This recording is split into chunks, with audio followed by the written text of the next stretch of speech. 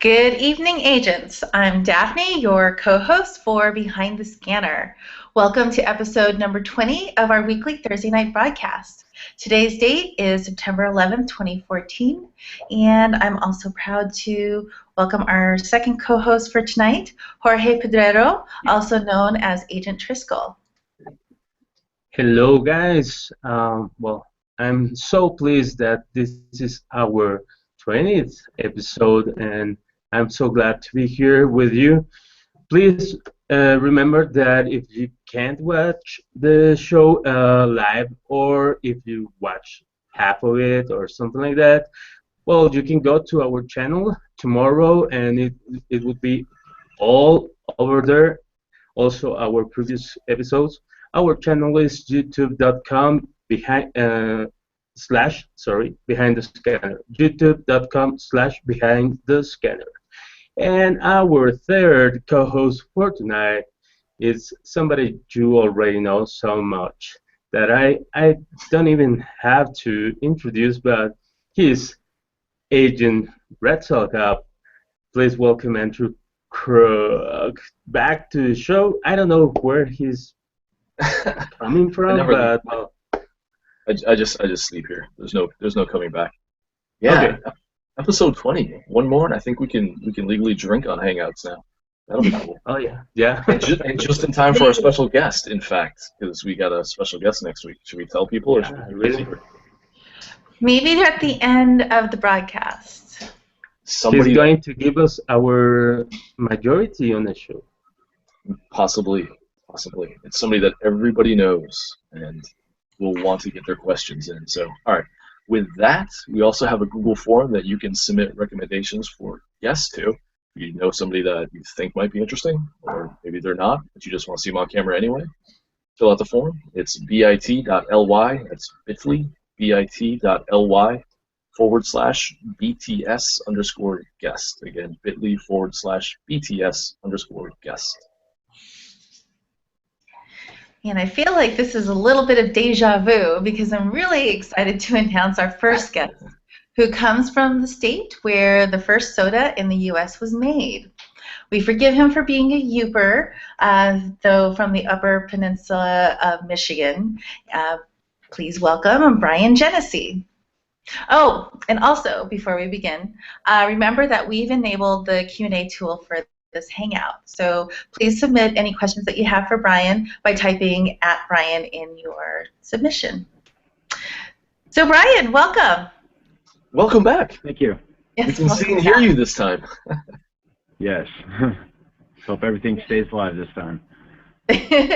Knock on wood. Yeah. Well, Brian, you have a really interesting job. Can you tell folks watching at home what it is that you do for work?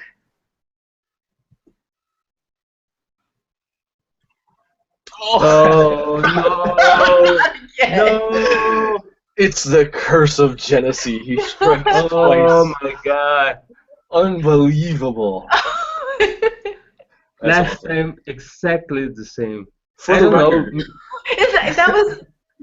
I think it's that question. We need to just not ask that question about his work. Yeah. He was. It's maybe funny. I should just ask him Michigan State or Michigan. We do like a green room thing, right? And everybody gets together like 30 minutes early. Even our next guest, who's from Ireland, and for 30 minutes he was connected without an issue or any problem. So no, we all had issues. But the same thing happened last time. I think his computer gets so excited that I don't know, after the introduction, it gets all stressed, and goes up. Oh, there Oh, hey, there wait. he is. Oh my God. There he is. Ryan, Wow, man.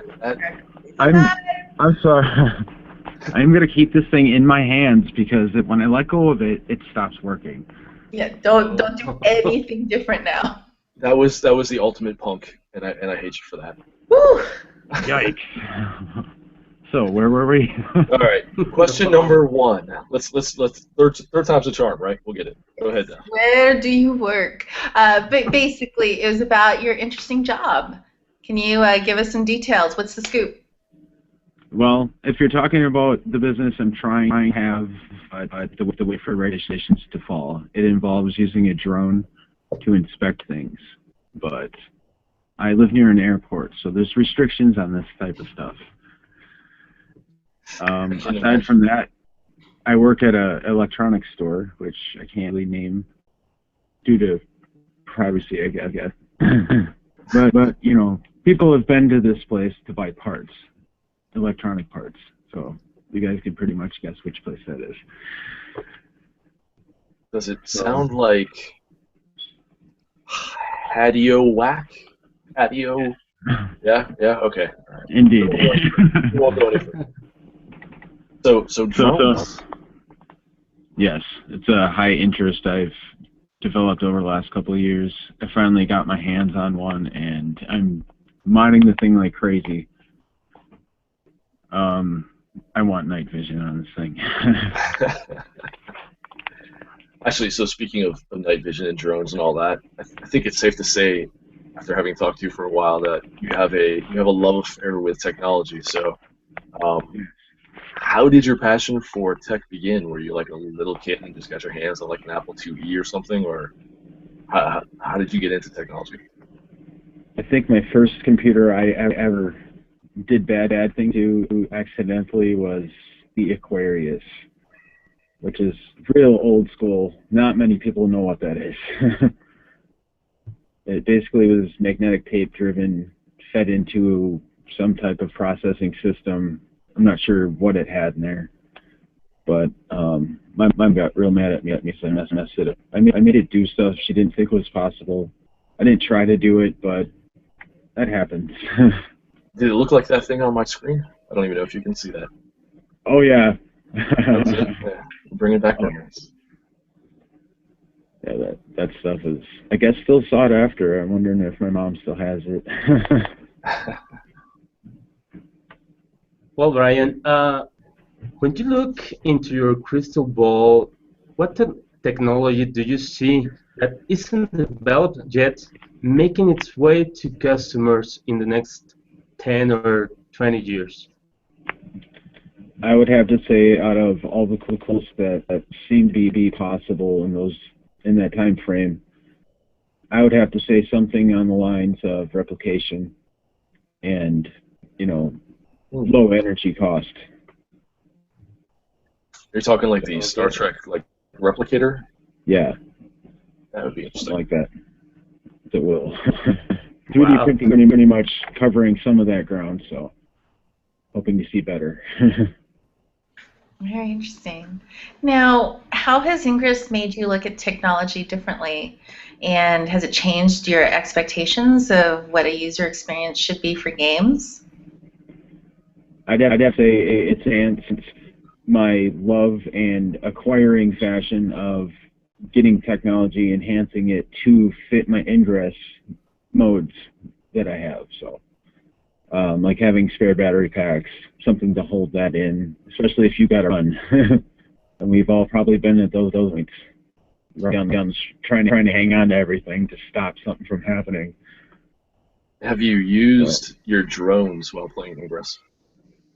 I flew it around to observe some enemy, but the thing he asked me was, did I take pictures? And I said, unfortunately, no, because I respected the TOS on that. So if he was cool with it, then I would have snuck up on him with it. But I did ask him in the comm if he saw the drone. He's like, what drone? I was like, it was probably too high. So, yeah, he couldn't see where I was. It was literally maybe 10 meters away from him. The sun glare was on my side. It was shining right on my windshield, so you could see in. And and my drone buzzing around out there. So he thought it was pretty funny. He's like, next time I come up, I want to see that thing. So I'm waiting for him to come back again. Interesting. I'm sure that, yeah. Yeah, I have been accused of using it for other means, but I have not rigged my drone to do so. The only really means that you could do for something like that is spoofing, and for something like that, there's really no point. I don't know why people dump all their money into doing something like that just to get caught. Well, tell us what is your agent name, please, and what does it mean? My agent name is Phorenix. It basically is pulled from, I want to say, probably the first time I ever hit some type of multiplayer online game is, better than Dallas, of course.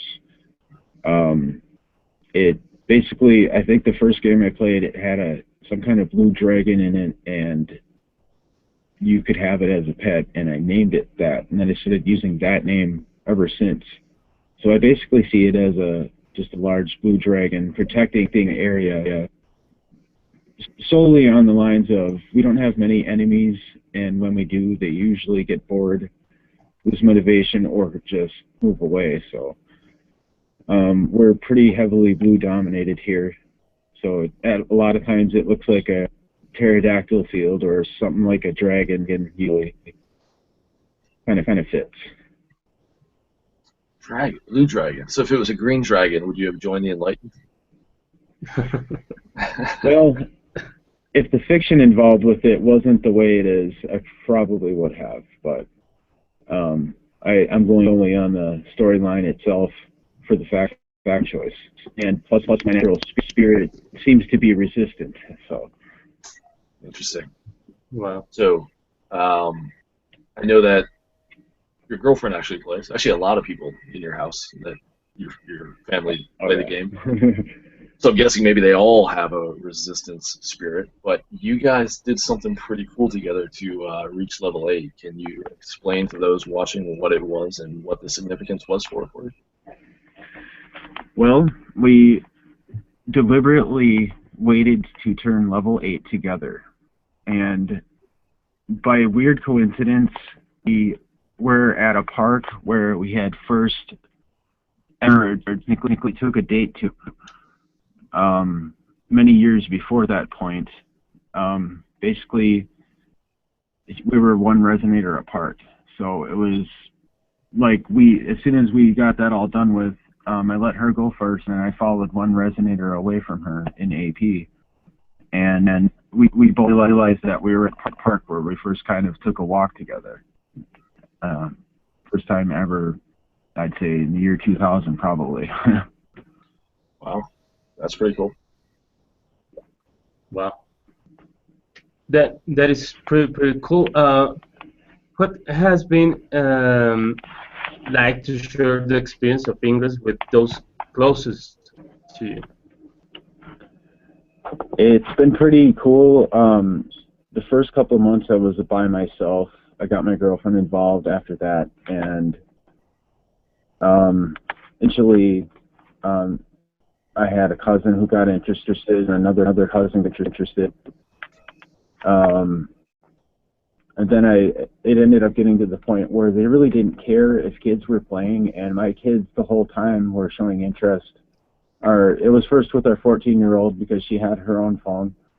The other two girls were kind of out of luck because we didn't have a way to tether to their tablets, and we weren't getting little kids' phones, unlike a lot of people, unfortunately, have to do. So once we were able to tether, we got all 5 of us in the house on it. So I'd say our highest levels are myself, my girlfriend, and our 14-year-old daughter. Our other 2 girls, one is 5, and I think the other one is level 4.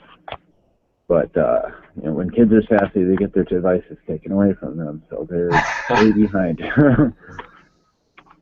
That's actually, you know what? That's actually a pretty good reward and punishment tool. I might Yeah. have to see if my kids would be interested in it. For the record, by the way, going back to one of the questions we asked you earlier, if your mom does still have the Aquarius home computer, you can sell it on eBay now for about a whopping $15. So. Wow. Yeah. Worth more than I thought. I was thinking around 5. Yeah, the original one is worth about $95, but anything after that is around like $15–20. The cartridges seem to be more expensive. So. Yeah. Yes. Those things so brittle. Well, all right. So we talked a little bit about you and the, I guess, are into the backstory and the lore and all that. So define for us, expand upon what it means to be a member of the Resistance.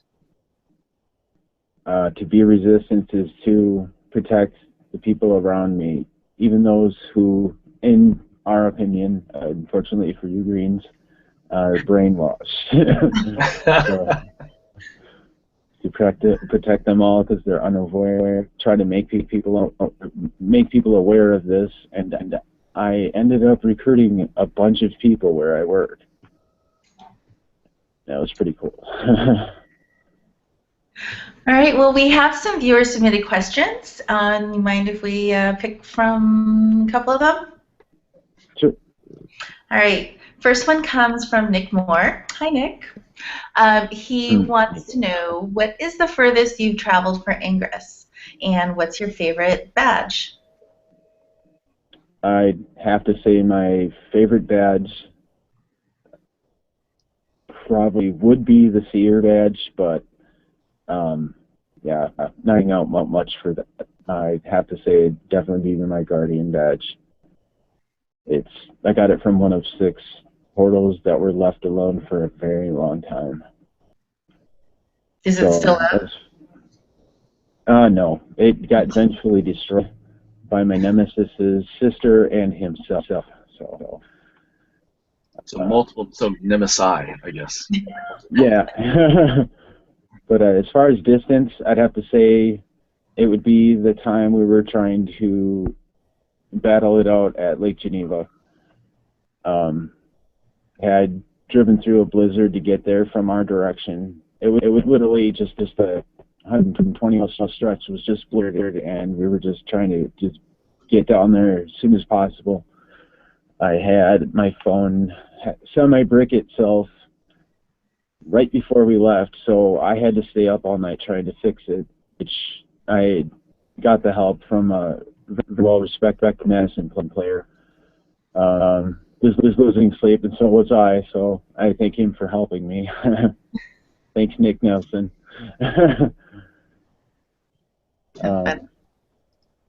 So, yeah, that's probably the longest we went, and as you count how many times I've zipped around my county.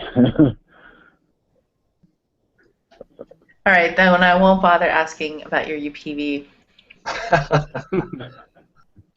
Another question comes from Felix Sanchez, and he'd like to know, what's the first game system you've ever played on, and yeah, what was the game? It had to have been probably the Atari Television or the Aquarius. I want to say it was probably the really basic Pong game, where it had slight variations to it and slight difficulty adjustments. First best game I ever played was probably Robot Tank Atari 2600, and then it just went off from there. Oh yeah, that was a good one. That was kind of a pain in the butt, actually. That was quite difficult. No one in my house could match me. It's a matter of pride on that one. Yeah.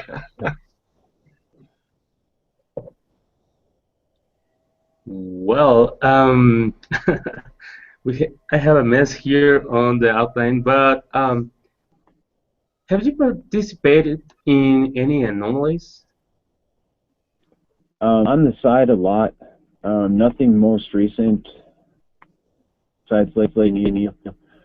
Those are physical. Last March we did something local here in Northeast Wisconsin. It was, I think a lot of the ladies were linking up, and we got our 14-year-old to level 8 at that day. So she came level 8 March 8th. Wow. What was the Lake Geneva experience like? I was very, very overwhelmed. I wasn't expecting that much people to show up and that much attempted coordination.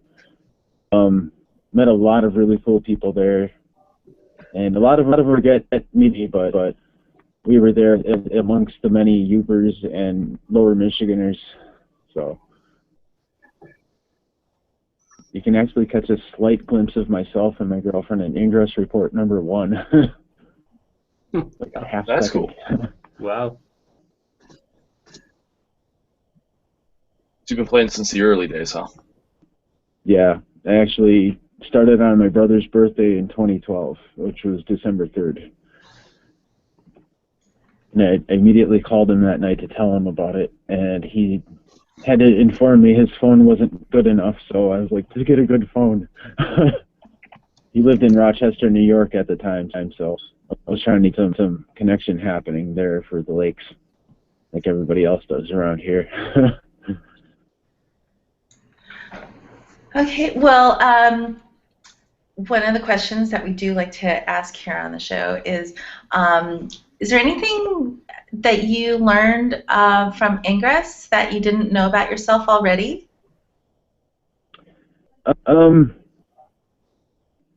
Not really much, except for my thinking kind of got amplified, just kind of trying to multitask playing Ingress with my daily life and trying to assist people almost all the time in Hangouts and finding people in common, looking like they need help. So it's pretty busy besides going to my job and trying to push other things further to make things better here in the house.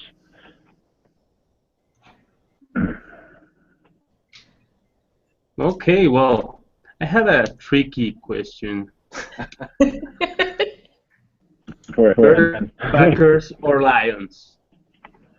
Well, being from the Midwest, people most often assume Michigan always means Lions, but I'd have to pick the Packers over everybody else here. Oh, Jesus. man. It's so disappointing. Yeah, See, people who are predominantly Packers fans. So you're from Michigan, but you're a Green Bay Packer fan, and I'm from Wisconsin, and I'm a Detroit Lions fan. So. That's very common. Interesting. We'll have to meet up in a few weeks and see how the teams are doing. So we know that Kelly is a Bears fan, so we can always gang up on her. Yeah, we rip on our Bears fan at work, but she's a very dedicated Resistance member now, so she gets slack. We cut her slack. Forgiveness for the Resistance. I like it. All right. Well, Brian, thanks so much for taking the time to sit down with us again. And wondering if you could please stick around for a little bit for our panel discussion if time allows. Sure. Awesome. And I'm so glad this all worked out here. Yes. No more glitches. Knock on wood. All right. Well, our second guest can I can't believe we put that in there. Can kiss our Blarney Stone for good luck. He's joining us live in the wee hours of the morning from Ireland. I won't even attempt to do an Irish accent. It'll just offend him. So please welcome Frank Maxwell. How's it going, Frank? Hey guys, how's it going? What time is it there, man? Is it like 2, 3 in the morning? It's 2:23 a.m. So. We really appreciate it. I will send you some alcoholic beverages in the mail. Yeah, I'm just seeing the bags under my eyes right now. I'm like, Well, before we start, please remember that we've enabled the Q&A tool for the Hangout. So if you're watching this and you want to submit a question for Frank, you can do so by typing in @Frank in your question and answer submission, and we will try to get those on the air. So with that, as I mentioned, you live in Ireland, but you weren't actually born there. So was it your love for potatoes? How did you find yourself there? What's going on? Okay, the cliche questions, all right. Yeah, exactly. So I guess my folks went over to the States. Actually, my dad went over to Montreal way back in the 40s or early 50s and so on. But at some stage he met my mum back here in Ireland, and then they decided to move to the States. They had me as an extra piece of luggage. And like Brian, actually, I was born in Detroit, Michigan. So I'm from Michigan originally. And then when I was about 3 or 4 years of age, they brought me back to Ireland. So I was kind of extra piece of luggage coming back with them. So I've kind of dual nationality, but since then I actually ended up going back to the States, and I lived there for about 16 years in Boston area. So if you want to ask questions about football, I would say Patriots. I see the season started off there 2 weeks ago, so. Yeah. So does this mean that you have dual citizenship? Yeah, I'm a weird one actually. I'm entitled to 3 passports technically, but I have an Irish and an American passport. Yes. Wow, jealous. Now, equally as interesting is you worked on the Exxon Valdez oil spill in Prince William Sound, Alaska. Yes. So one of my first jobs when I arrived in Boston was working with Arthur D. Little.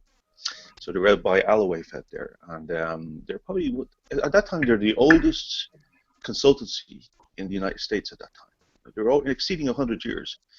And Arthur D. Little is the main building is right beside MIT there, but pretty much the life sciences division is what I worked in, and we were hired for the bad guys. We were hired for Exxon to go in and do an analysis because we had expertise in oil fingerprinting. So we developed a technique on how to fingerprint oil. So we were actually bringing in big pardon? You'll have to expand upon that. What is fingerprinting oil? Well, if you think about all carboniferous products, so oil, coal, and so on, would have a particular fingerprint based on the life forms from which it was generated. So if you think about its plant and life material. So similarly, the carbon footprint of that, or the carbon fingerprint of that, would have certain peaks in a mass spectrometer. So if you take a sample of coal in, let's say, in parts of England or in Wisconsin, you would have a different fingerprint because of the way it was made is unique. And the same with oil. You can actually source your petrol back to the actual distillate and then back to the raw source. So let's say if it came from Kuwait, you would actually be able to take a sample of petrol and work it backwards. Interesting. So Wow. were you doing this to did they do this to try to figure out whether or not the oil spill was from the Exxon Valdez? Yeah, so that's the thing. So there's been a history of oil leaking up there, various accidents. Yeah.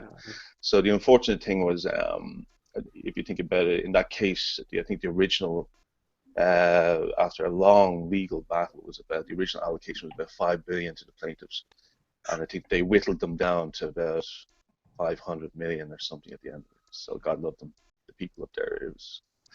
It's a long history, isn't it? That's a sad occasion that happened up there. Yeah. Wow, that's amazing. And speaking of odd jobs, you are all over the place. You also volunteer at the Truth Farm in your hometown. Yes. What is that? What do you do there? Yeah, so where I live right now, I live in the west of Ireland, but I work in the east of Ireland. So I work in Dublin, and I live in Galway. Okay, and the town I live in is called Oughterard. Okay, and in there's the oldest trout hatchery. We believe it's in the world, based on our working trout hatchery.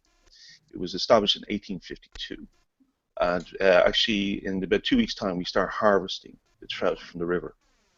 And what we do then is it's basically a sustainable way of replenishing stocks in the local Connemara lake and water system. And so since 1852, we've been capturing trout from this river, not myself obviously, but generations of people. And what we do is we capture them, we put them into a tank, and really it's a very simple system. It's a redirection of the river. A gate is turned on, and then the water goes through a filtration system, and it's just using the same natural environment. And we strip out about maybe 500,000 eggs and allow them to mature in separate baths, and then they're released around February, early March, and it's all based on temperature as to when they're ready to go. So what we do is we distribute them to all the different angling clubs around the Connemara region. So just a hobby.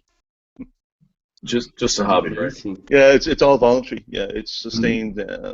we try to get the different angling clubs to make a donation for the trouts. So they'll get a couple 100,000.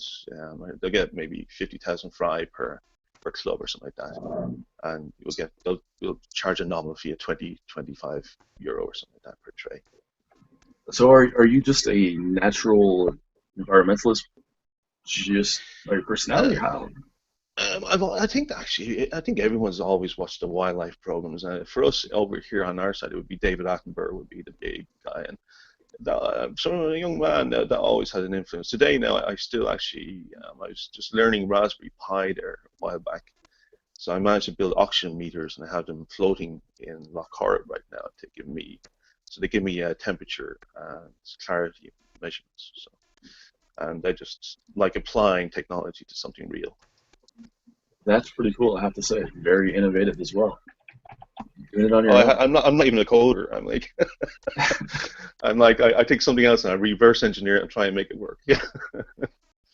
So you're admitting to stealing too on the show. Awesome. Absolutely. Open source. There you go. Well, so Ingress, this game that you play. Mm-hmm. What was it like in the early days where you lived? How many portals did you have? Yeah, so I started in January of last year, and I think there was 6 to 8 portals, if.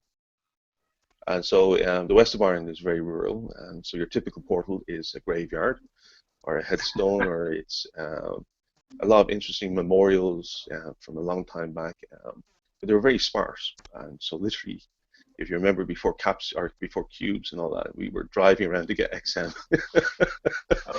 just so you could deploy, So. And so now I think there's about there's 2 lads out there. There's Exodaka and Deadpulse are good players out there on my side, and between them now they've increased that number. And then there's McIntyre as well, and they've actually increased it to maybe about 160 portals in the Galway area. So that's increased in the city, but there was only about 6 to 8 portals when I started. Wow. Crazy. Yeah, so I saw a guy, he hit level 10 here in something like 5 or 6 weeks. I was like just cringing. Oh my God. I had to drive cross country and visit Dublin to just get up a level. In my day, I deployed 1 resonator and ran out of XM. Oh, yeah. Yeah. There's a chap who specialized in deploying 1 resonator a day. He was using that method. So eventually you would actually capture the portal every day. Well, I guess so. The counter to that though is that if you did have resistance there, they couldn't really sustain much of an attack because they wouldn't be able to get much XM. Yeah. Right. So Absolutely. I guess. But it ties it back into we need each other, in order to level up. So. Yeah. That is very true. You gotta remember that. So forgive me if I don't pronounce this correctly, but your agent name, is it Reveresco? That is correct. And what does that mean? So Reveresco is Latin. Okay, so Maxwell is derived from the Scottish Gaelic of Mescal, or Mexcale, and but the Reveresco is the motto. So it would be a family motto of the Maxwell name. Okay, so as it actually has a translation in Latin to mean, which is unusual actually, and very appropriate, to make green again, okay, or to survive in adversity. And so it's very appropriate for this game and the faction that I chose. And I've always used it. I just, there you go. Makes sense, I guess. Mm-hmm. Would have been weird if you picked a name and you were Resistance. So. Well, before Ingress, and I guess after Exxon, and maybe during the whole trout thing, you had an interesting hobby that kind of dovetails quite nicely into Ingress as well. Can you? Oh, yeah. Little obsession of yours, yeah. Can you talk about that a little bit? Well, it's interesting. So along came, there's a couple of lads I meet in the open source world, and they've been meeting for literally for 11 years every Saturday morning, having breakfast and so on.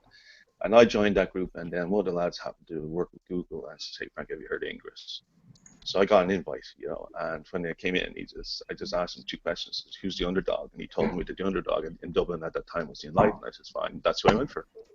I don't even think I read the script. You hear people talking about the sense of it and all that. But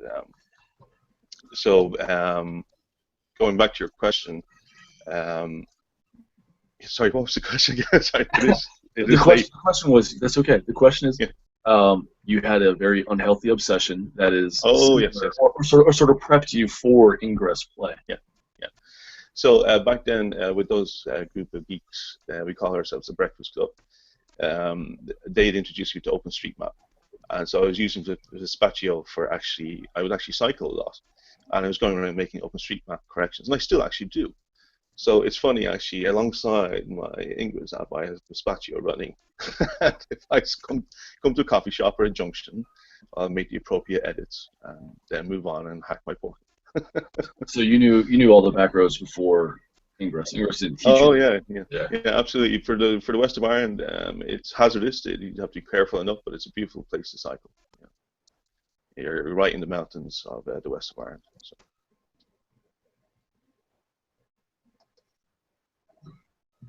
We lose. Jorge, you there? Okay, yeah. I heard something wrong, but okay.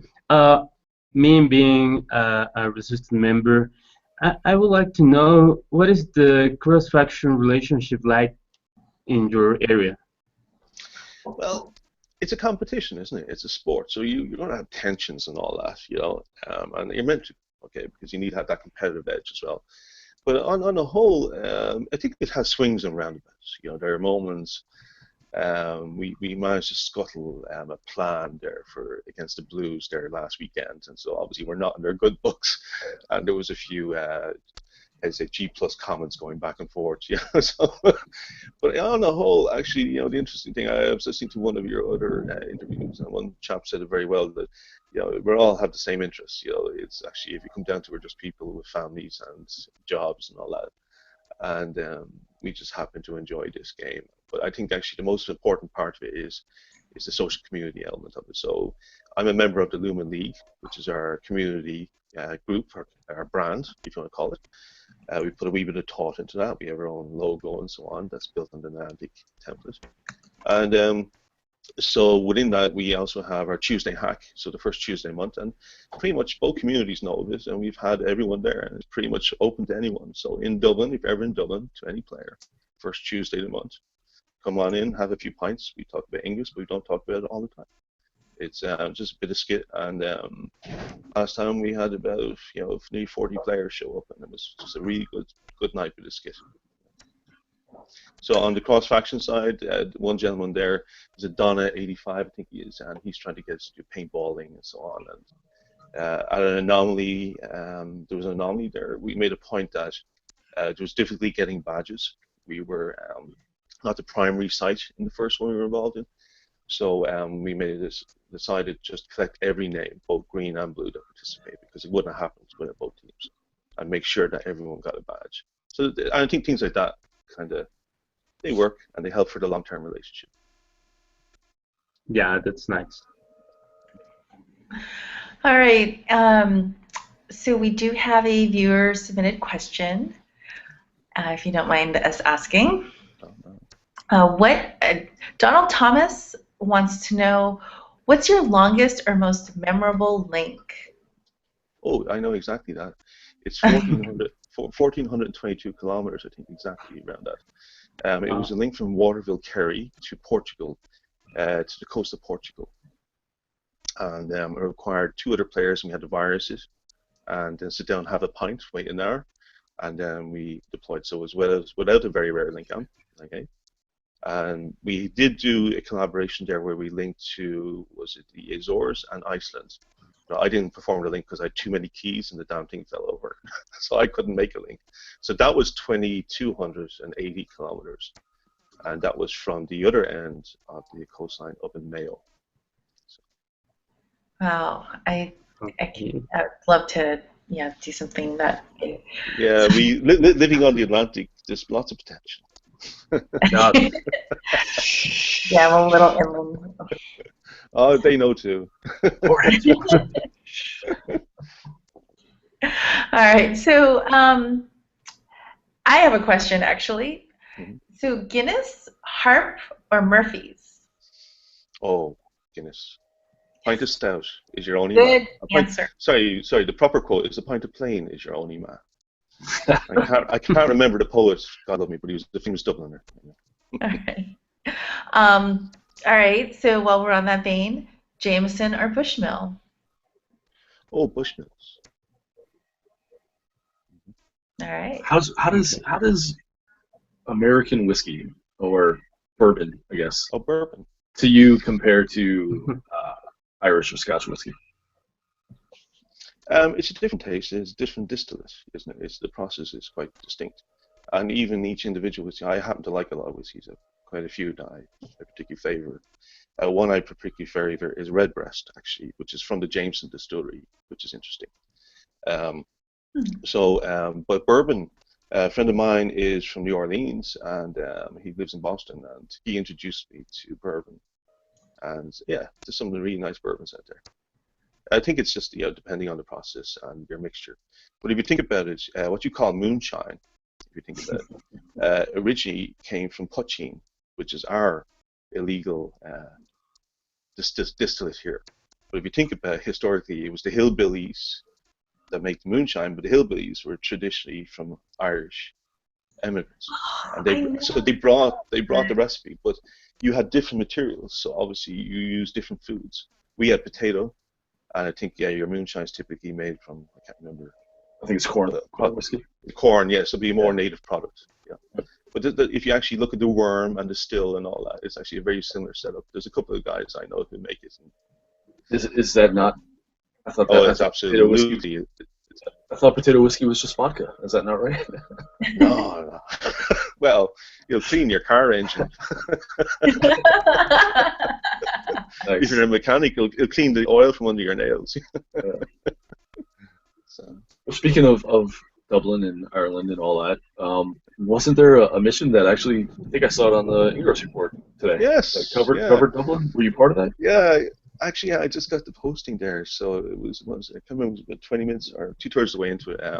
So actually, I was involved in that, and we were just basically did a double field cover over Dublin. We were trying to make a few more fields. I'm not going to say many because a few of the local Smurfs really wanted to know, and they did attempt to sculpt for us. But pretty much the lads in there. There was Paul M was out there, and let's see, we had Fernando. Yeah, we had all the guys. It was about 12, 13 of us involved. Re-Raw, Madman in the Box, all these guys. So we were sitting out in the Midlands, and we had to cover from the coastline and cover Dublin. We knew we'd done it before, just before this, when we were satellite anomaly, and we knew what the MU count was. So it's around, depending on where your anchor is, it's around 790 to 820,000 MU, or 100,000 MU. So. All right. Well, so what's been your favorite Ingress experience to date? I was thinking about that. I still, to this day, will never forget the joy. There's a gentleman, Agent Lays, hi Stephen, out there in the UK, who initiated what was Operation Redemption, and it was a massive, complicated exercise of so many fields. I think it was maybe 37 fields, and it included all of Ireland and the UK, and it was just a colossal exercise, and probably a very difficult one to do today with so many players around.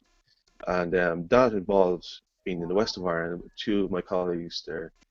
Niall and Tomas were out on the Inishmore Islands as one of the anchors, and we were trying to clear ways to get through to Scotland and further south down across land down off Carnsore Point.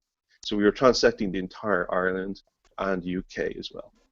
And but I remember the exhilaration of the success of that afterwards. I mean, like, I was jumping up and down. I was in the car, and I don't think I was safe to drive, actually.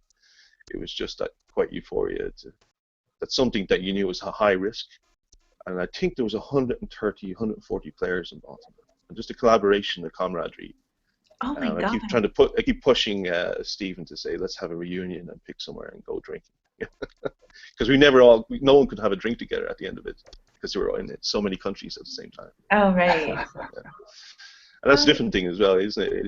It's a union of borders in a way. That's a lovely part of this game, is the international social element. Absolutely. Amazing. Oh, you are back. Okay. Well, now that Andrew's back, I wish to know how you decide to choose your faction.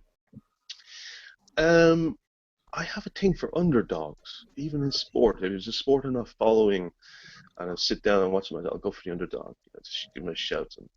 And at the time, the Enlightened, we were in Dublin at that time in January of last year.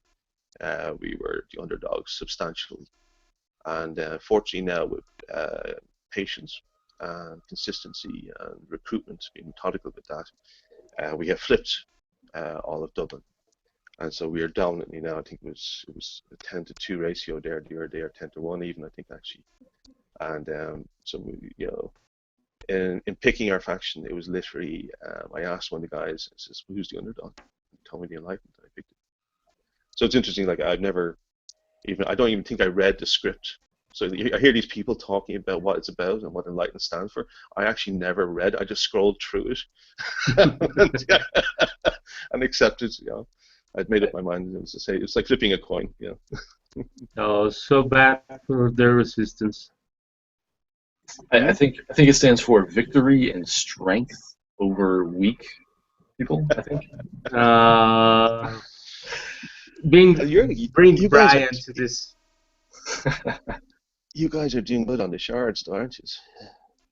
I don't know. They released like another 15 or so, I think, yesterday or today. Yeah. So. Oh my God, that's crazy. The thoughts of them exhaust me. I don't know how some people have been sleeping, if they even have been. Yeah, God love that, and kudos to them. Yeah. There's guys in Portugal and France that were there for like 48 hours. Good on these guys. That's nuts. Yeah. All right, man. Well, that sort of concludes the interview part of it, I guess. Thank you for taking your time with us tonight. Can you stick around for a couple minutes and chat about a little topic with the rest of us? Absolutely. All right. Let's see if we can't get, cross your fingers, everybody. Let's see if we can't get Brian back on. I see him. He's unmuted now. There we go. And we can hear him. Excellent. Perfect. Yeah. So I think the topic I want to talk about tonight is missions. And if you don't know what missions are, Decode Ingress actually has a pretty good breakdown of it. I don't know. I think this was on August 15th, so a little bit less than a month ago, they provided a first look at missions. And missions are basically personal, customizable events that you can create for the people in your specific area. You can have people hack a particular portal, capture a portal, link a portal, install a mod, do a bunch of things, make sure that they're there.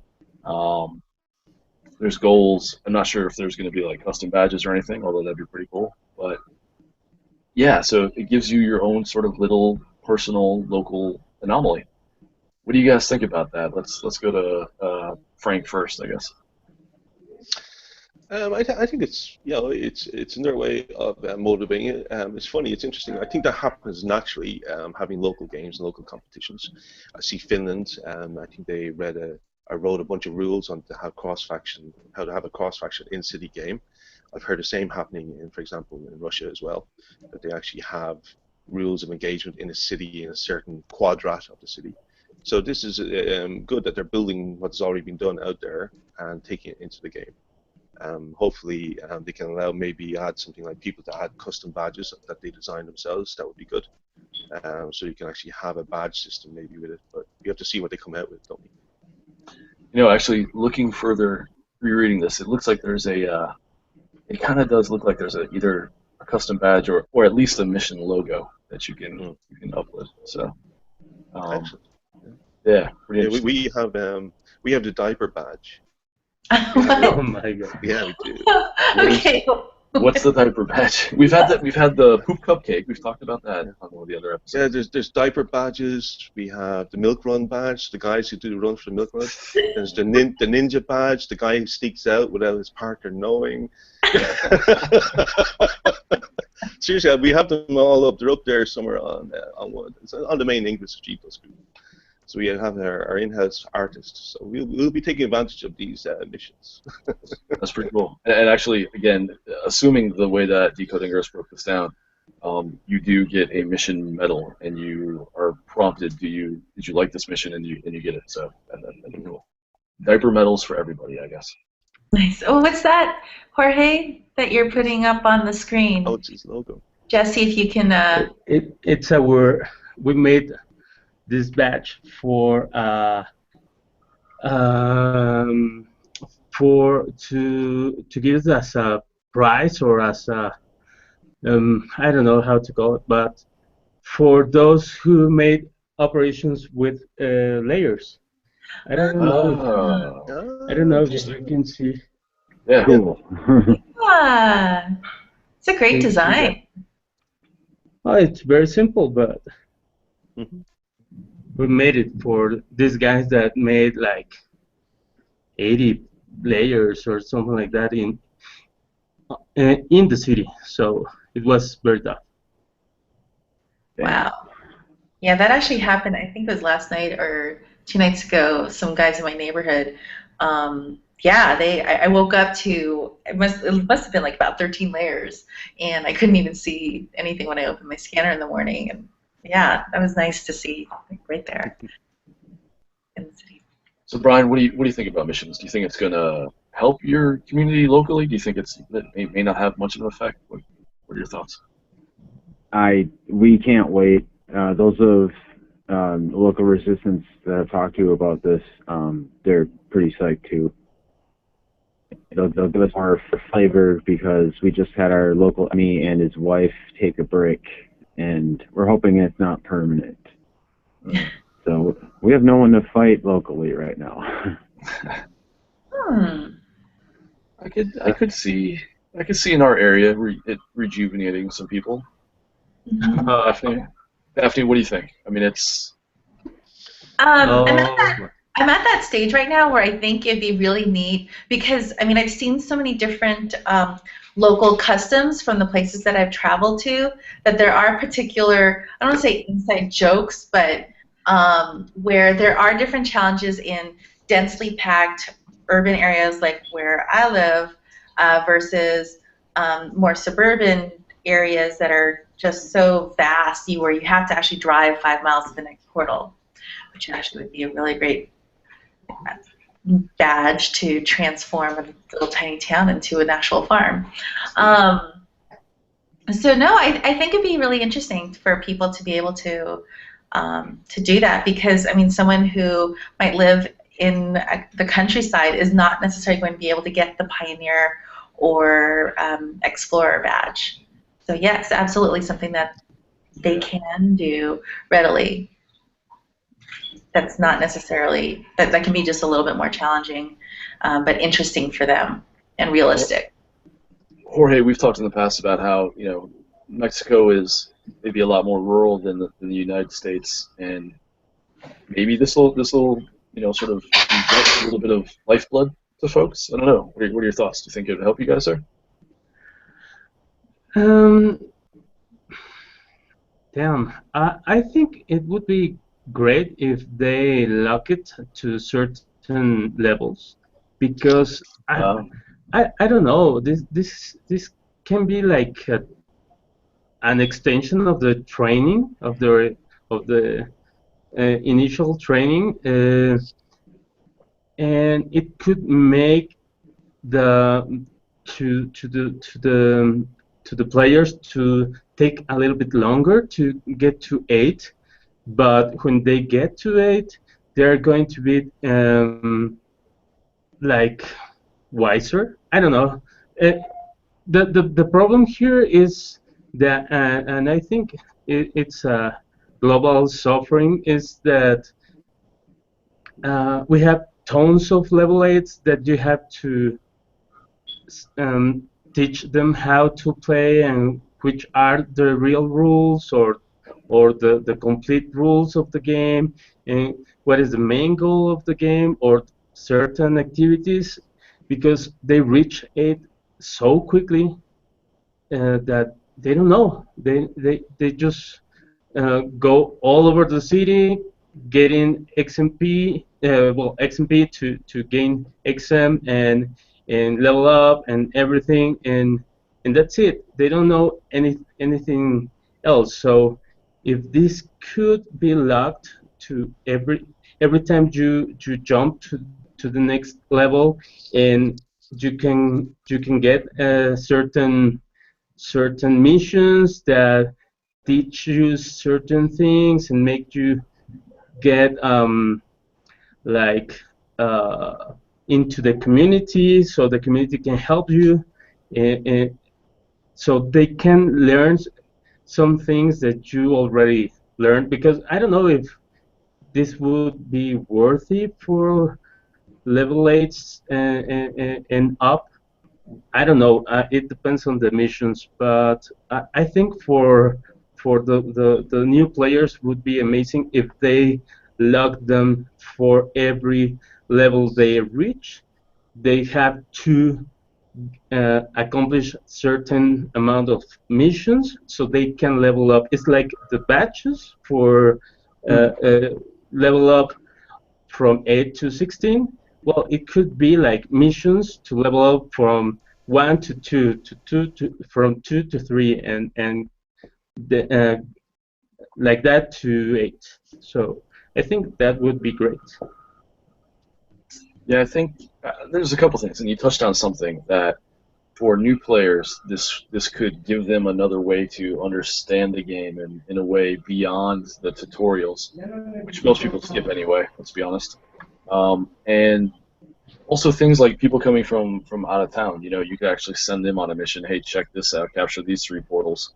Or hey, I'm new in the area. What can I do to help? Hey, come make this link or do that. So yeah, I think the possibilities are endless. I don't know how flexible they are. I don't know how finalized this interface is from this breakdown first look at it, but the possibilities are there. I'm kind of excited for it. That would be interesting. I hope it doesn't become something that people use to troll and flood with, because I could see getting flooded with 1,000 come flower pot in this portal type mission thing, and that would be not cool. But other than that, yeah, it's got a lot of promise. So the wrong thing here that I see on these missions is that unless these missions are built to work with more agents,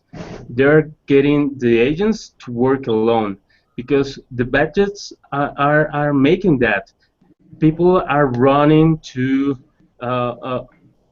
make every stat they can by themselves to gain those medals or badges.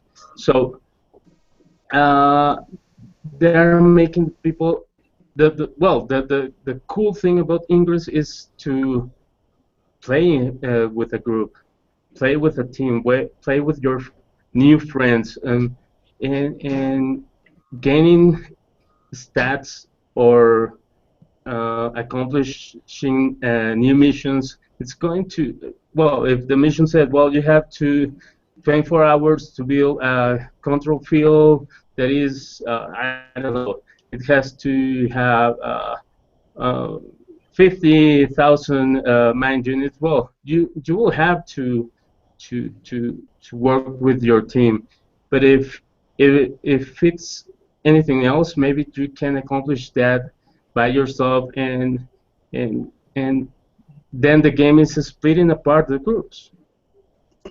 yeah, there's something on the screens here under details for mission lists that has the number of agents that played it. I'm gonna guess, and this is just a theory, that it would kind of be like simultaneous independent missions. So you and I could go do the same thing at the same time, and we would both get credit, but it's not so much a concurrent team-up type event. It doesn't, at least, appear or interpret that way. So yeah, you're right. If I could assign it to Daphne and Frank and myself, that all 3 of us, had to go complete it before the mission was successful, that would be kind of interesting. But yeah, right now, maybe using the cells for that. You live in certain cell and you have to reach certain agent that maybe you don't know, yeah, and you have to contact them, and you can meet in some point and accomplish a mission. That would be really interesting. But if it is only to have another badge or another medal, because I think these are going to be medals, so they are not going to work to level up. So, well, I think I don't know, the game is going to a way that it was not the main thing at the beginning. I think to gain stats by yourself, but stats on group. Yeah. Yep. Frank, If you I got something may, you want to add? Sure.